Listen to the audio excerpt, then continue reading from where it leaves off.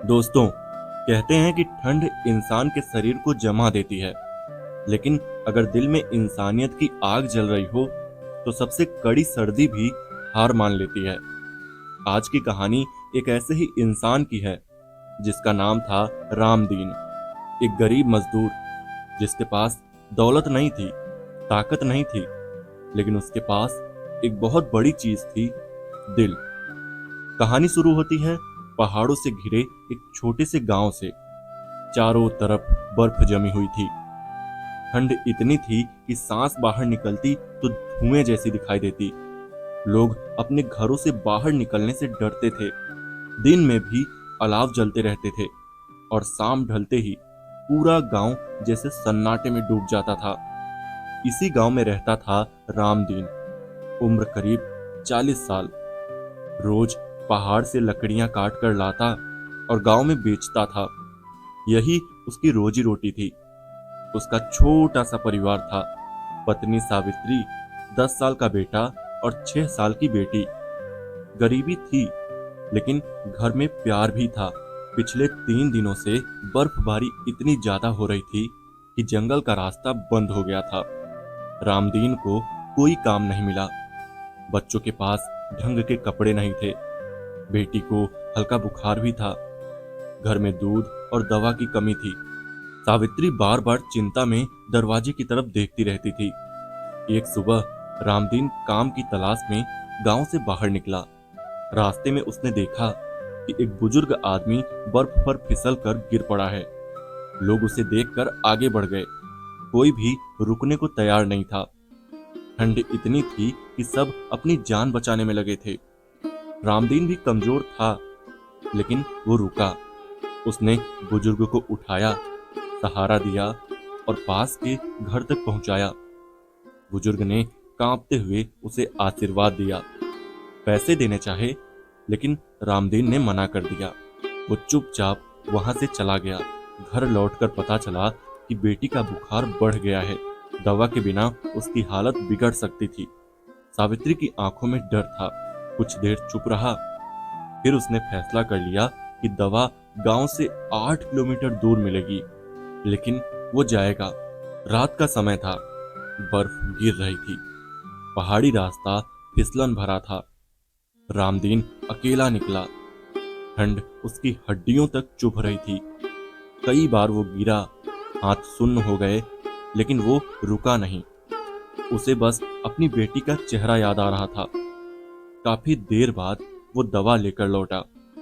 घर पहुंचते ही उसकी आंखों के सामने अंधेरा छा गया और वो बेहोश होकर गिर पड़ा। सावित्री घबरा गई, लेकिन दवा से बेटी की हालत संभल गई। रामदीन को होश आया तो वो मुस्कुरा दिया। उसे अपनी तकलीफ से ज्यादा बेटी की चिंता थी। कुछ दिन बाद जब हालात थोड़े ठीक हुए तो सावित्री ने एक बात कही।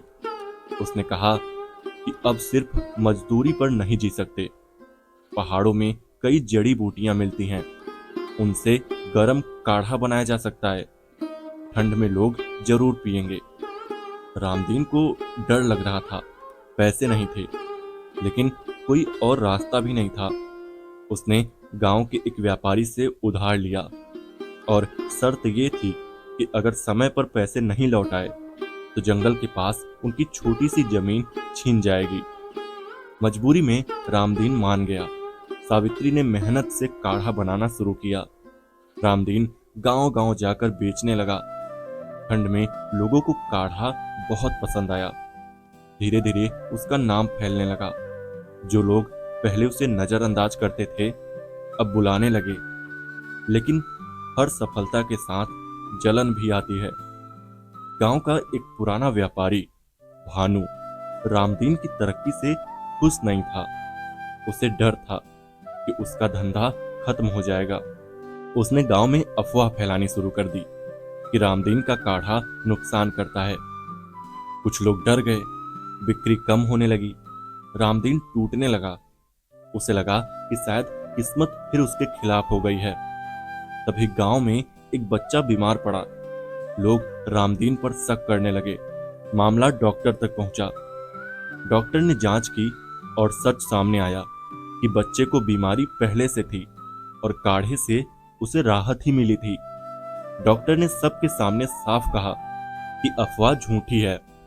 मुखिया ने भानु को बुलाया। सच्चाई सामने आते ही भानु की पोल खुल गई। गांव वालों को अपनी गलती का एहसास हुआ। मुखिया ने रामदीन से माफी मांगी। व्यापारी का कर्ज माफ करवाया गया। रामदीन की जमीन सुरक्षित रही। अब गांव वाले उसे सिर्फ मजदूर नहीं बल्कि भरोसे का नाम मानते थे। एक ठंडी शाम रामदीन अपने परिवार के साथ अलाव के पास बैठा था। बच्चे हंस रहे थे। सावित्री ने काढ़ा दिया। रामदीन ने आग की तरफ देखते हुए कहा कि गरीबी ने उसे कमजोर नहीं बनाया बल्कि इंसान बनाया। दोस्तों, ये कहानी हमें यही सिखाती है कि इंसानियत की गर्माहट सबसे कड़ी ठंड को भी हरा सकती है। जो दूसरों के लिए खड़ा होता है, एक दिन वक्त उसके लिए खड़ा हो जाता है।